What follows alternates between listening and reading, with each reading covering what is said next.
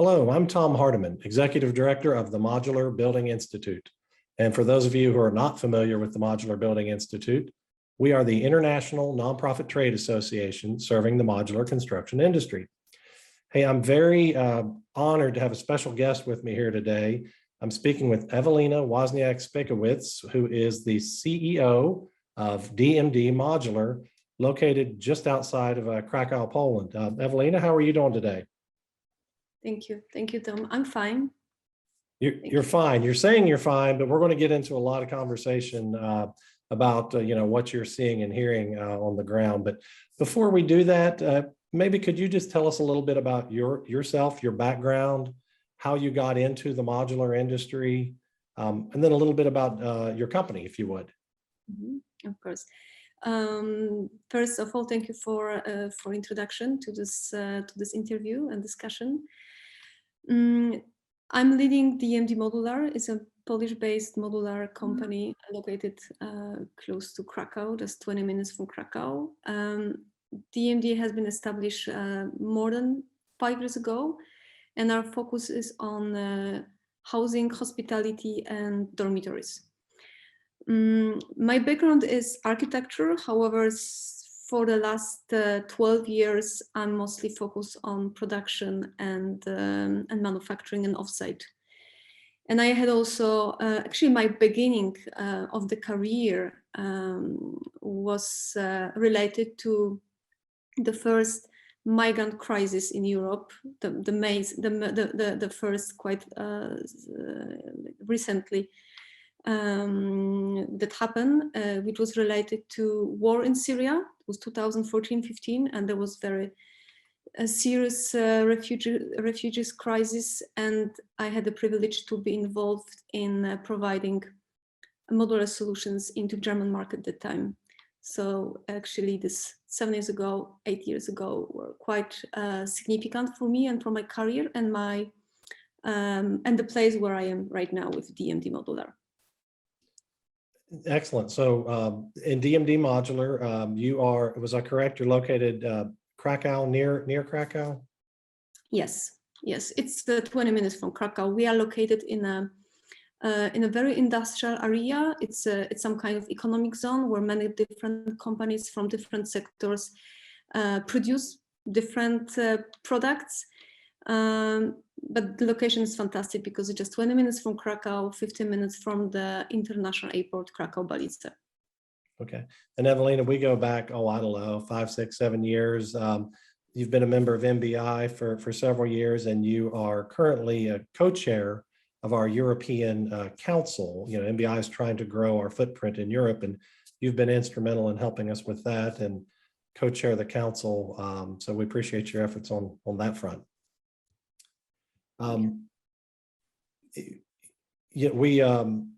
Let's just jump right into it. First of all, I'm glad you're safe. You're staying safe. We're over here watching history unfold from afar, and I know, speaking for myself, just in shock of what we're seeing on TV. I can't imagine what you're seeing from such a close perspective, what you're seeing and hearing. Would you mind just sharing a little bit about what you're doing, what you're seeing, what your company is, or just what people are seeing and doing? Yeah, of course. Our location is quite, I would say, challenging because we are very close to the suffer and the results of the Russian invasion on Ukraine. So of course, me personally, my family and my employees and my colleagues, we are very close to the challenges, and we're trying to provide some kind of solution. DMDmodular is also hired many people from Ukraine because we are quite close to each other.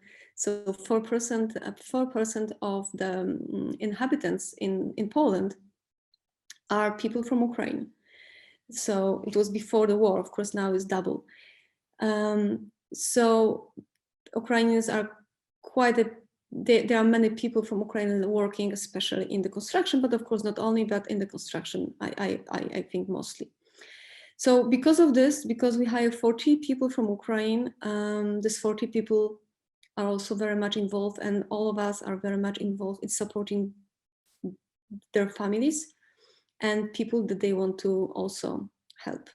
So as the company, we collect some financial support and some very basic support like blankets, mattresses, food, milk for kids, hygienic items, and everything what is very basic for the first, let's say, days of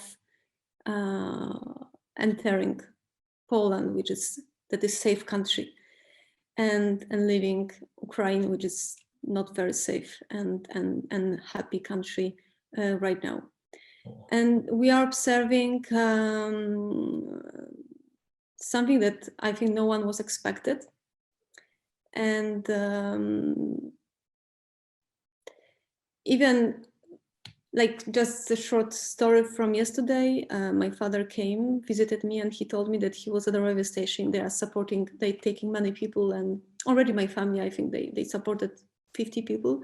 They took them from their own to their own house, and many people do it. We are not only one. Everyone in Poland is trying to support as much as possible. So there are many people sitting at the railway station in Krakow, but in many others also, waiting for support. So if there is anybody who can provide them some place, they are open for this support. So this is the situation that's happening right now. There are traffics everywhere. There are many cars. You can feel it, that the situation is really different than it was before.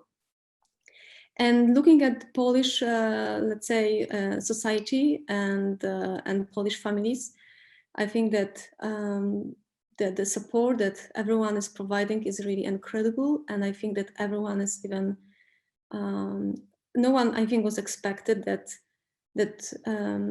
this reaction will be so immediate and so powerful, because such immediate reaction can be only provided by individuals. It's impossible to do it on the governmental and more formalized administrative level, because there are always some actions that you have to follow, and there are always some administrative tasks that you have to fulfill. So this reaction, which was very quick and it still is continue, is because there are people who really want to support. So there are individuals, but the power is because there is a huge group of individuals who are open to support. So it's really, actually, it's really amazing. And I know that the war is horrible, everyone see this, but I think that the experience of energy and the love that people can provide to others, it's really incredible experience, I think, for whole world. Well, I can tell you, just witnessing what's happening on TV, I think the world views Poland and the Polish people as real heroes in this crisis. To open your doors, literally your homes, that's amazing. It really is. I just can't imagine just, we were talking earlier, just having to just pick up your children and run and go to another country and not knowing what awaits you on the other side. And you're saying there are Polish people there just waiting at the train stations to just pick people up and welcome them in their homes. That's incredible. Well, Ewelina, I've been around this industry for years. And we've been through a lot of different disasters and crises. I was around when Hurricane Katrina devastated our Gulf Coast. Our industry stepped up then. More recently with COVID, I think our industry really stepped up and played a vital role in providing much needed infrastructure. And it's happening again. I don't know, I've never seen anything happen like what I'm seeing now, and I never thought I would, that a European country would invade another country unprovoked. Very reminiscent of World War II. But what we generally see as an industry, and probably across the board, is initially is everyone wants to help. Everyone wants to get in and help, but nobody really knows what to do. So that's, we typically recommend finding a charity or a non-government agency that is already on the ground and make a donation to them, because those are the Red Crosses of the world, or the humanitarian organizations that are in Poland and in Ukraine providing shelter and housing and medical. And that's kind of that immediate surge that you talked about, is you guys need help. You need help dealing with the millions of people that are coming into your country with no place to stay. Then I think there's an opportunity for the industry, once we get past this initial overwhelming stage. What can we do to help provide temporary housing solutions, and maybe over the next 6 months, a year, 2 years, 3 years? And then there's a conversation to be had about the rebuilding effort in general, the long term. So there's these, tends to follow these phases: immediate needs, short term, 6 months to 2 or 3 years, and then the rebuilding phase. But sounds like right now you're very much involved in that immediate needs. We need help. What can the industry be doing to help you and help people like you during this time of crisis? Yeah, as you mentioned, there are two main stages, two main phases, and currently we deal with stage one, which is which requires quick reaction and to provide immediate solution, right? And but at the same time, actually, we should start to think about this long-term solution, because they need more time to establish. And I think that actually this is this moment where modular construction can be the only solution, and both for this phase one and also for the phase two, because remember, we need to provide phase two in a big demand in a short time anyway, because I remember, I will go back to my experience with this migrant crisis in 2014. And I remember that where we were providing the long-term solutions for refugees who were supposed to stay for maximum 2 years in the buildings to adapt. Yes, so we were involved in a multifamily housing, and to create very high quality environment to let them adapt in a good conditions for regular life in that time in Germany. Now I think that we will be dealing with that kind of challenge here in Poland, and I think that it will be a very big impact on the modular construction grow in that part of Europe, because when we look at the map of modular construction, this part of Europe is more production rather than a place of using modular solution for rebuildings. It's more like a production and exporting to other markets. So I think that now the solution maybe will be more appreciated. So this is more like,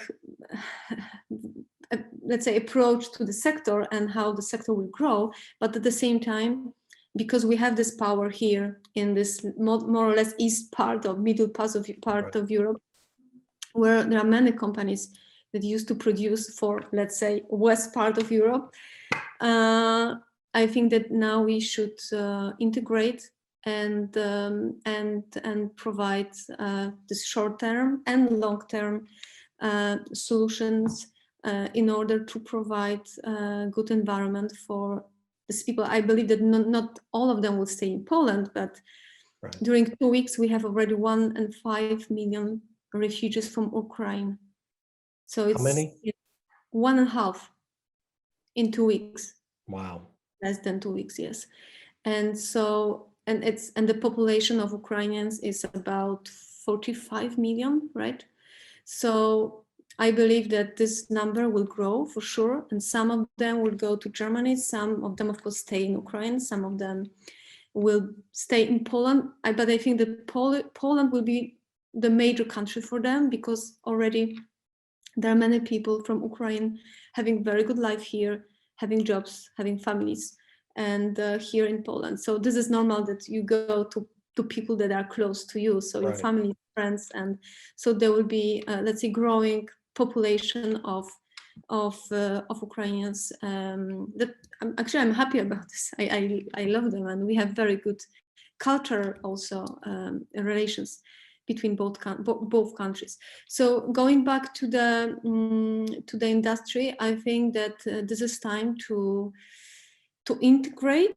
Anyway, we are integrated, I think, as the industry. And actually, Modular Building Institute makes the best job regarding integration of the modular construction industry. But I think that now is the time to go further, to define the strategy, to collaborate with local governments and governments, but also private investment firms and other governmental institutions, in order to give them the solution and get from them support to implement the solution as quick as possible. Because we are not speaking about experiments. I think that industry already has a very long experience, and we have already some solutions that can be easily adapted in order to provide this phase 1 and phase 2. The phase 2 is more focused on quality. Phase 1 is more focused on function. Yes. Right. So temporary facilities, storage, sanitary, some temporary shelters, let's say, right? But at the same time, we have to think about this long-term solution that should also be focused on design, quality, and ecology. Because anyway, we're speaking about the housing, so we have to provide the proper housing. Right. To the people. I think you're exactly right. I think our industry, maybe more than any other industry, is well positioned to address both the short-term and the long-term needs. And there are some industry efforts that have started. And for our part, MBI, we partnered with a group in the UK called Offsite Alliance, and that was very short-term, immediate. Let's raise some money for the United Nations Human Rights Council, who are dealing with these refugees. That was just that's not the plan. That is the start of a plan. I know we have 5 member companies in Poland, and I know one of them is working with an organization called Operation Triage, and some other nonprofits. They are working to get supplies, medical and even protective gear into Poland and then into Ukraine, which again is just really immediate, short-term needed. But I know our group, our MBI European Council, will be discussing what can the industry in Europe do, what can the global industry do. And Ewelina, I know your company, and you mentioned you've historically been more of an exporter of your buildings and your projects and your modules. I think you might have to take a look inside and say, we're going to need to build infrastructure right here in our backyard. And that might be a good start, is to have those Polish manufacturers building temporary housing in Poland. And if we can help get some government agencies aligned with that plan, I think we can have a big impact sooner rather than later. No, I fully agree. I think it's not only about Polish manufacturers. I think the demand is significant, and one thing is the production capability, but also I think international experience and the power which comes from the international collaboration. I think that we need to synergize all this positive energy and experience and money in order to provide a solution. But what I would like to also add, I think this is like once again comparing to, let's say, the migrant crisis almost like 7-8 years ago. I think that what's happening right now, which is also very powerful, is that this is very easy to launch fundraising and collect money. And I think this is it's we could compare it to this individual actions which we can observe right now in Poland. So it's very easy. It's much easier to do it by yourself, to support individuals, and it's also much easier to put the money into such financial platform. So piece by piece, everyone is supporting, but in total we have one goal, and we can be very powerful. So I think this is another power which is really much related to the fact that technology and civilization is really growing. So we have more and more options to really adapt in order to answer the very big need of the situation which we're dealing with right now. And yeah, who would have thought we would be having this conversation? But for I know you don't like to get political, but for a power-hungry madman in Russia who thinks he can do whatever he wants, I'm convinced his judgment day is coming sooner rather than later. I just hope he realizes, or the Russian people realize, what a catastrophic miscalculation this really was. But boy, to see the stories of the Ukrainians and how they have fought and stood up to this is, again, nothing short of heroic, and certainly not to undermine what the neighboring countries are doing, just to open your arms and let people in, because our history is that we haven't always been that way. We haven't always opened our arms towards migrants running away from trouble. So very glad to see you and your family and your company and your country just really opening up and saying, come in, we're here to help. Yeah, thank you. I just want to comment. We have to remember that most of people coming from Ukraine are women and kids, and of course, yeah, I'm not going to go into politics, but things that we know from them and the situations that they're experiencing are really like we cannot understand, we cannot believe that it's happening, and it's also a very big challenge, and because the human life and the human life and also the stigma, maybe not stigma, but the drama that these people have to deal with, and kids and Right. teenagers and these young ladies and old ladies and ladies in all age, since 1 to 87, 89, because such ladies are also at our family right now. So there are many of them, and this is very sad to hear the stories, what they experience, and to see how destroyed they are. There are many also little small, let's say, initiatives, discussions. We had also internal discussion right today with our production team, that maybe we will be also creating some women teams in the production to also adapt them to some interesting work in an environment which is very safe and comfortable, because it's a production. And so there are many different initiatives led by many different people who are really thinking about how to also not only support, but also how to create the environment for these people, mostly ladies, to feel comfortable and stop thinking about the situation, but trying to really think about the future. I know it's difficult. I can imagine that it's very difficult to think about the future when your family is in Ukraine and you don't have contact with them. But in a way, I think that we also should think about creating this kind of environment and approach into the future by also providing such activities to create safe environment for mostly ladies, because I mentioned there are ladies mostly, to feel safe and secured. Well, that's great. Yeah, that if nothing else, get their mind off of the terrible situation they're facing, even just for a few hours. Again, I just can't imagine watching it on TV is bad enough. But to be there and you're on the receiving end, seeing these people get off the trains, just in the train loads.